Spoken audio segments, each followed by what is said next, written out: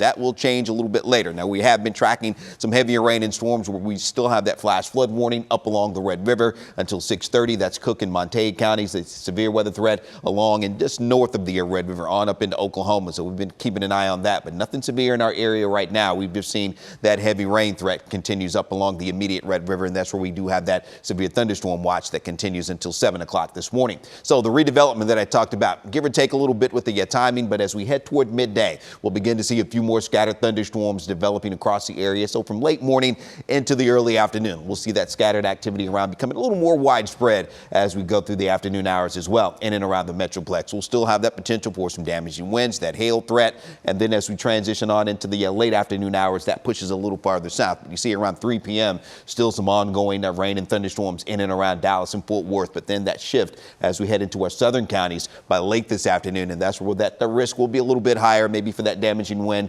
Isolated tornado threat that can't be ruled out in those southeastern counties later today as well. But notice a little farther north, though, we will be on the backside of things, so I think things do start to wind down for us as we head later into this afternoon and evening. Still maybe a few lingering showers as we get into the evening hours around 7 p.m. or so.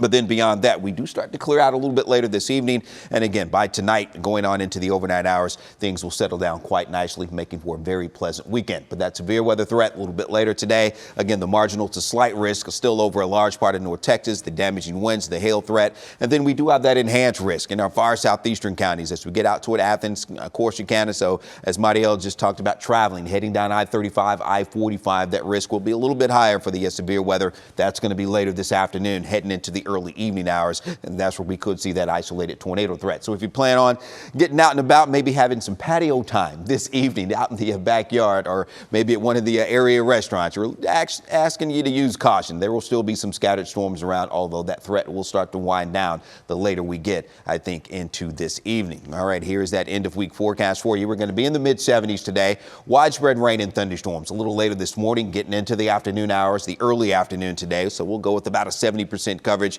And then for the weekend, Saturday and Sunday, plenty of sunny skies, low mid 50s during the morning hours, those highs in the mid to upper 70s. Now that 14-day forecast, we will see the rain and thunderstorm chances back in the forecast as we get into Tuesday. So that's going to be another weather alert day. We're still several days away, so we'll be working out the details with that. So keep checking back. And then beyond that, we are looking at still some scattered storms Wednesday, Thursday, heading toward next weekend, Mother's Day weekend. We should clear out once again, looking at partly to mostly sunny skies and those highs in the lower 80s next Sunday.